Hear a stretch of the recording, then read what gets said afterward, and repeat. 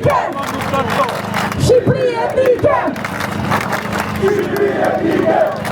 Të dashur vëllezër, unë vi nga diaspora e Gjermanisë dhe është një kënaqësi e jashtëzakonshme të shohim më së fundmi që shqiptarët tanë, populli ynë heroik, rinia jonë, është ngritur e tëra në këmbë.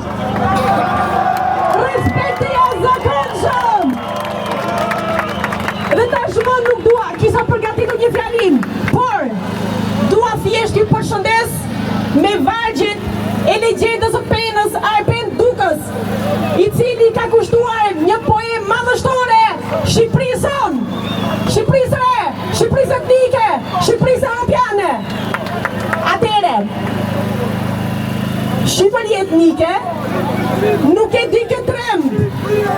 Më falni, Shqipëri etnike nuk e di këtë tremb. Ne kërkojmë vetëm çka pasur ky vend. Kushtrihet kjo Shqipe në fusha e male dhe kjo Shqipëria jonë quhet natyrale. Quhet natyrale se aty ka qenë, por pa drejtësia me dhëmbe ka ngrënë. Quhet natyral vendi yt dhe imi ndaj dhe krejt natyrshëm do të bëhet bashkimi.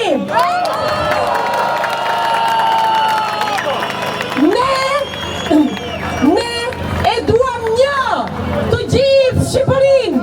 Nëse Dele Madhe nuk është fajyn, nuk është fajyn, u prishën kufit, borxhet dhe vonohen, por kthehen një ditë.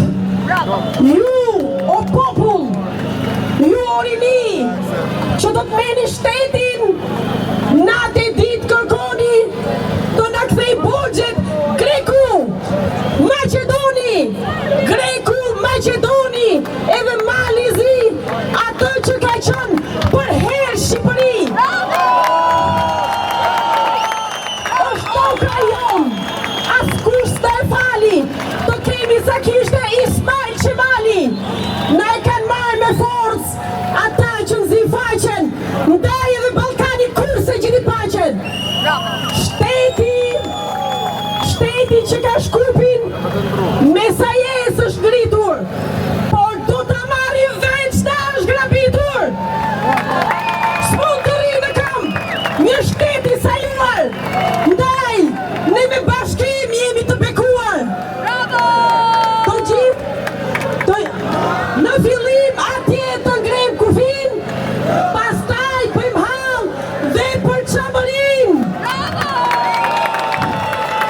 Kur o shqiptar, mos na zërgjumi.